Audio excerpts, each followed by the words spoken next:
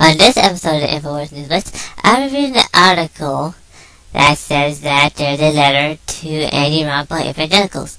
Also, the establishment excludes Ron Paul from 20-pound CPAC event, and China increases police in Xinjiang to head off Destabilization. That and a lot more straight ahead, so stay tuned. An article written by Joe Poindexter from LouRockRoad.com is called an open letter to Anti-Ron Paul Evangelicals.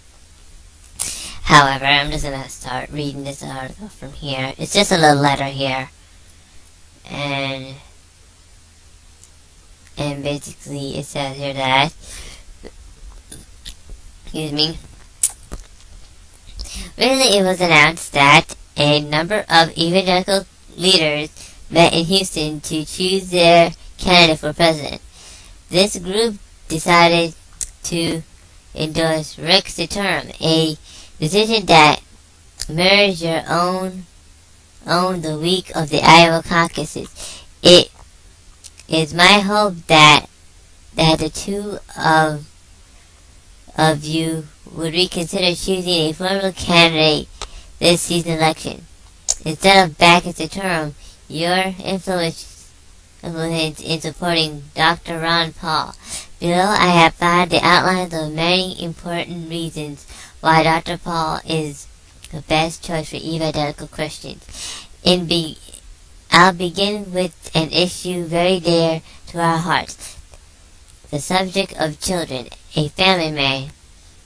Dr. Paul has been married to a wife for more than 50 years, and together they have 5 children, 8 grandchildren, and 2 great-grandchildren.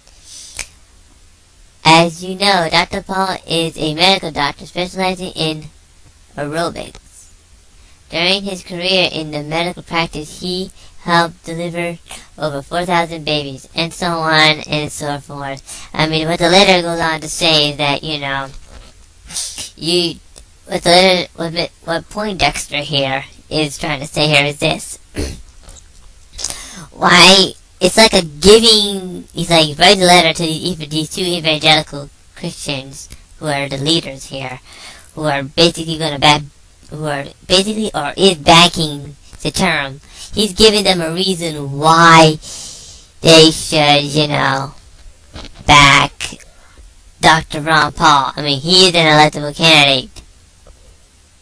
An article written by Paul W. Weston called Republican Establishment Excludes Ron Paul from 2012 CPAC event. Romney Gingrich Santorum to be keynote speaker, but Ron Paul is absent. And we all know why, too. But anyway, I'm going to read here. According to the CPAC website, fellow presidential candidates Mitt Romney, Newt Gingrich, and Santorum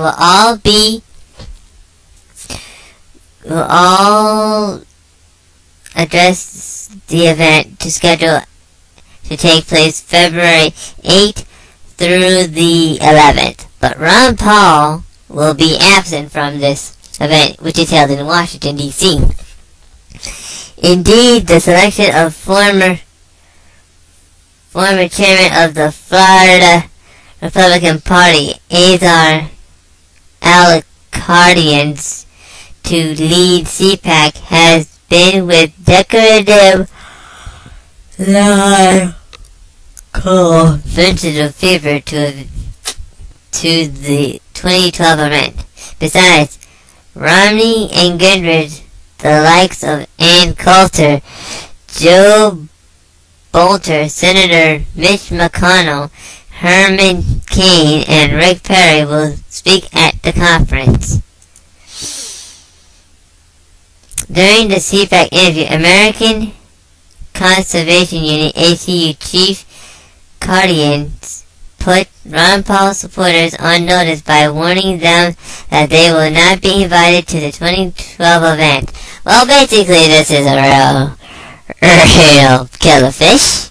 Really, Ron Paul's electable, and And they all know that already. It scares the quote-unquote hell out of these guys. And they know it too. If he wins, all this stuff's gonna stop. But they're trying to keep him out there because he is electable. He's never been bought off. He's never compromised. Perfect voting record. He only needs an eye doctor. But they're kicking him out, and they're like saying, you know, we don't want him here.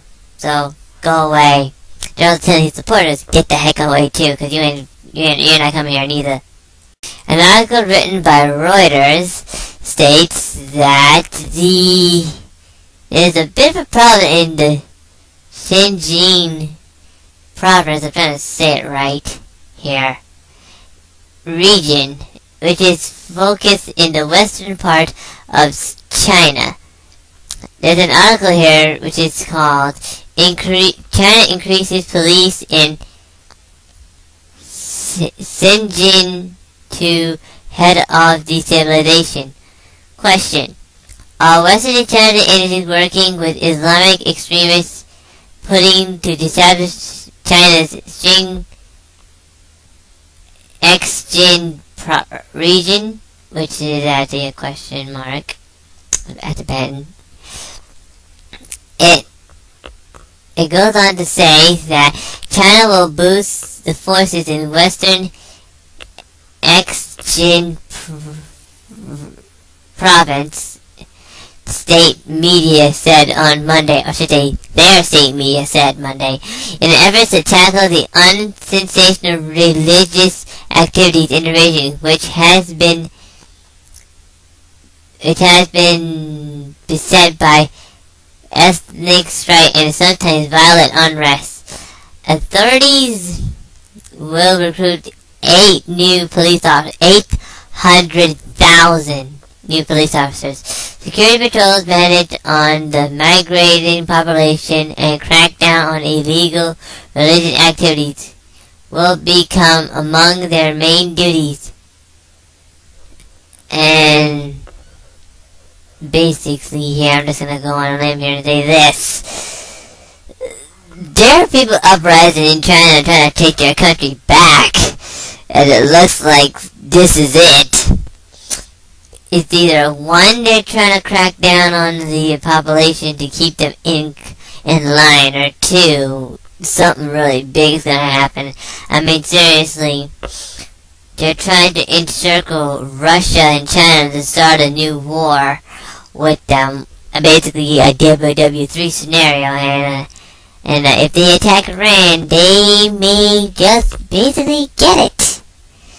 Trust me, if they do so. But anyway, the real fact of the matter is this: we got a lot of crazy stuff happening this year, and I advise you to keep your eyes on this so-called October surprise by Mr. Obama that Mr. Lindsey Williams said back in December. He said that basically there would be a war with Iran, and Iran is going to fire the first shot, so please do keep your eyes on that one. Okay?